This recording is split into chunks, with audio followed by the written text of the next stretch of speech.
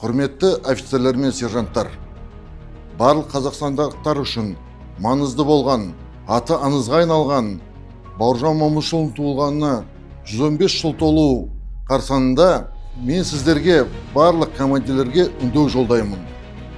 Ұлы бабамыздың мұрасын зерделеу біздің парызымыз.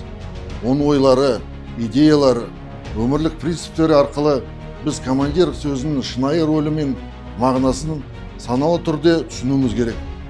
Бүгін сіздермен Бауыржан Момышұлының кітаптарынан түйген маңызды сабақтармен бөліскім келеді. Тәртіп бұл таяқта емес, жазадан қорқуда емес. Тәртіп ортақ іске саналы түрде бағыну. Алғаш қарағанда бұл сөз қарапайым көрінгенмен, оның ішінде Бауыржан Момышұлының қолбасшы ретіндегі бүкіл философиясының өзегі жатыр. Волоколам тас жолы шығармасында командир жалғыз батыр емес, қабылдаған шешімдері үшін жауап беретін тұлға. Бауыржан Момышұлы кінәні бағыныштағы аудару, сенімді жою мен тең екенін атап көрсетеді. Бұл көшбасшылықтың басты қағидасы. Сазбаз қаталдықты кешіреді, ал әділетсіздікті кешірмейді.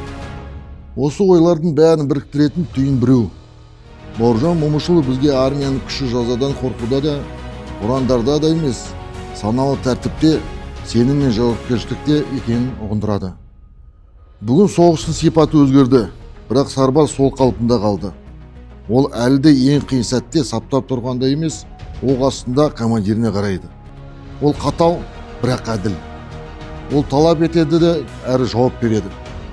Онымен бірге ұрысқа баруға болады деп айтатын командир болыңыздар. Бауыржан Момышұлы дәл осылай қолбасшылық етті. Оның әскері де осылайша берік болды.